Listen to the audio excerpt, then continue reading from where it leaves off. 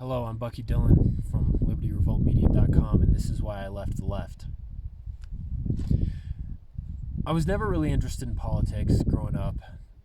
I never really paid attention to the politics that were infused in my education in school. It wasn't until I got out of school that I paid even the smallest amount of attention. That's when I voted for Barack Obama in 2018, and I was proud of myself for helping put the first black president in office. And I'm still proud of myself. I think the country needed that, although I'm not sure about his policies, but I don't want to mine the past for the sake of being a doomsdayer today. In 2012, I didn't vote. I felt like I was voting from a place of ignorance, and I didn't want to accidentally vote for policies that might not actually be good for the country. Leading up into the 2016 elections, I got much more interested in politics. It felt like the heat had been turned up all around the country and that people were starting to pay attention and take sides a lot more than I had ever seen. I, of course, was a progressive at the time. I watched a lot of Vox, a lot of Huffington Post, BuzzFeed, Now This, Bernie Sanders, and it did make sense, and it still makes a little bit of sense that there is a wealthy cabal of corporations and individuals that are trying to rig the system, because of course they would. But what I didn't understand was that the entire narrative that I had heard throughout my life was only one half of the story.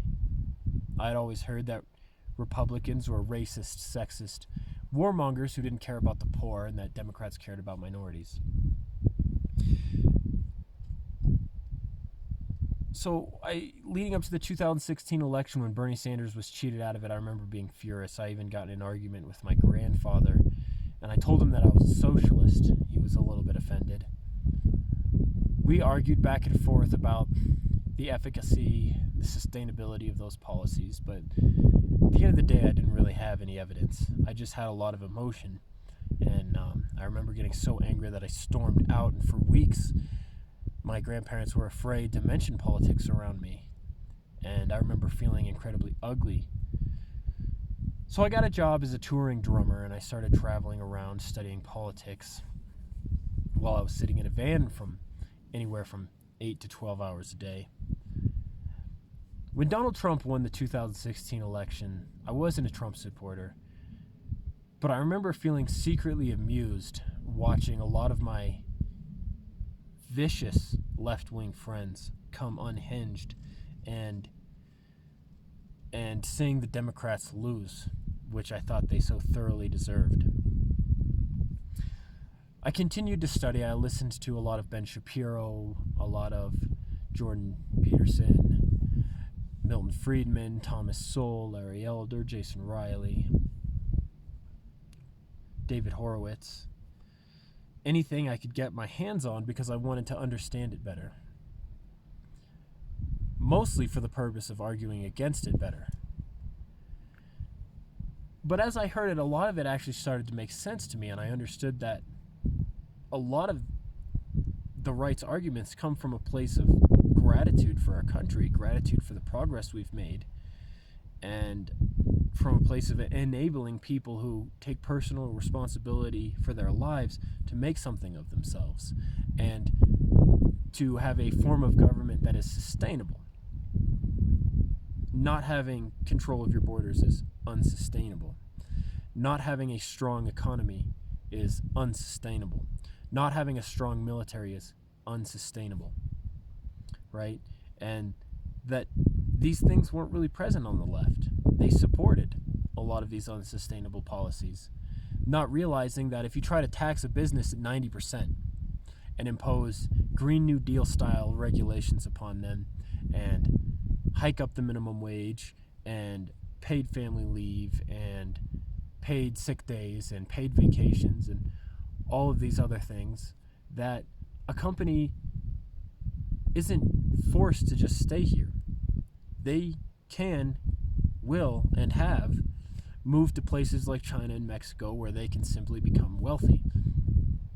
And we don't want to strengthen China. We don't want to strengthen Russia, because the United States has led the world in freedom, has led the world in civil rights, has led the world in environmental regulations and in innovations in general. The entrepreneurship of this country is amazing. And our founding ideals, although we have not always lived up to them, are the best ideas that have formed any government. And that's what has made us so successful. And we need to cherish it.